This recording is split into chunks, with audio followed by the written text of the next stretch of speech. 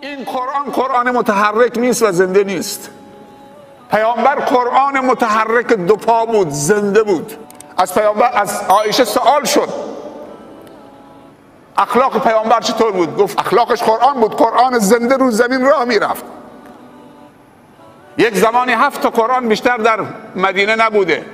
یک قرآن فرستادن گذاشتن تو مدینه، یکی فرستادن مکه قرآن مکتوب، یکی فرستادن برای کل شام، منطقه شام، یکی برای مصر، یکی برای عراق.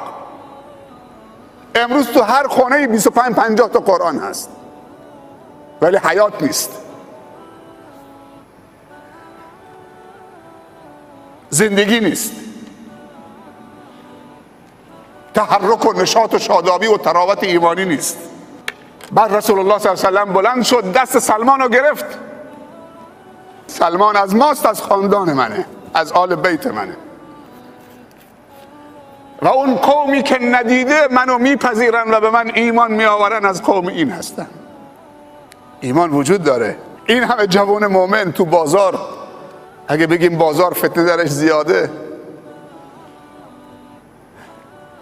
خوب جای فتنه باشه، ایمان کارساز باشه، خودشو نشون بده. اگه کسی نتونه معصیت بکنه، خب این دیگه ایمانش دیگه هنری نیست. مثلا یه دختر جوان جذابی بره جلو یک پیرمرد 80 ساله تحریکش بکنه، خب چه تحریکی داره اصلا؟ نه دندونی تو دهانش مونده، نه قدرتی تو استخواناش هست، نه خون قوی تو رگهاش جریان داره، نه بینایی قوی تو چشمش هست که لذت ببره از نگاه کردن، نه حسش وجود داره، حس هم رفته، با 4 تا پا داره راه میره. حالا این پیرمرد اگه به اون دختر جوان بگه من زنا نمی کنم برو، چه هنریه؟ اگه گل زیباست هنر نیست، خدا زیبا خلقش کرده، گل مجبوره که زیبا باشه، گل نمیتونه زشت باشه، همه گل ها زیبان. اگه فرشتگان خداوند بندگی خدا میکنن چون ماده خلقتشون طاعته، اصلا ماده خلقتشون معصیت نیست، ولی ما انسان ها هم شر و هم خیر جز ماده خلقت ماست. هر دو ماده خیر و شر در ما هست. هر کسی با خودش مبارزه میکنه، خیر رو در خودش غالب میکنه بر شر، این از فرشته جلوتره. ایمان وجود داره، شما نشانه های وجود ایمانید. این جوانای خوب تو بازار، شاید اگر طلبه‌ای ببرن که پشت دیوار بوده، تو مدرسه بوده، از مسجد رفته خونه، از خونه مسجد، اگه ببرنش تو بازار ولش بکنن شاید طاقت نیاره.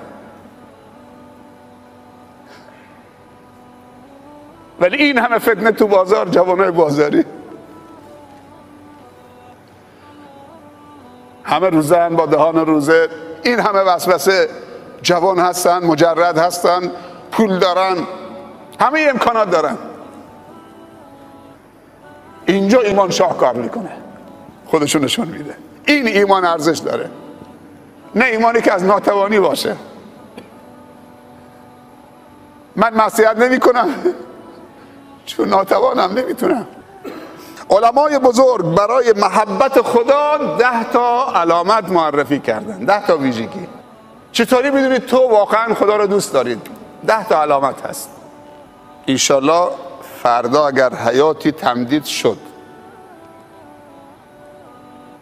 و توفیق هم حاصل شد، نه هر کسی حیاتش تمدید میشه توفیق حاصل میکنه. حیات تمدید میشه، فردا زنده هستید ولی نمیدونید به کجا، سر از کجا در میارید.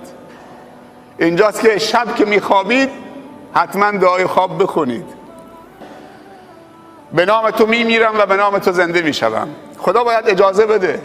خواب برادر مرگه. خیلی ها خوابیدن دیگه بلند نشدن، تو خواب سکته زدن. پس وضو بگیر، آیت الکرسی بخون تو این 2 تا کف دستت، قل هو الله بخون 3 بار، معوذتین بخون، فوت کن، بکش بمال به کل بدنت، فوت خودت. وضو بگیر، رو به قبله، دستت زیر سرت، رو دست راست که فشار به قلبت هم نیاد. سنته که رو دست راست بخوابید تا قلبت آزاد باشه. بعد این دعا رو بخون، به نام تو 2 تا پهلومو گذاشتم بر بستر خواب. اگر تو خواب گرفتیدش بهش رحم بکن، رو به تو داره میاد، دستش خالیه، توشه کم آورده. امیدش فقط لطف توست و کرم توست و مرحمت توست. اینجا نگفته با عدالتت باش برخورد بکن، گفته فهمش بکن. چون اگه خدا با عدالت ما به برخورد بکنه چیزی برای ما نمیمونه. بهش اجازه دادید که دوباره رها بشه، آزاد بشه، تو خواب نگرفتیدش.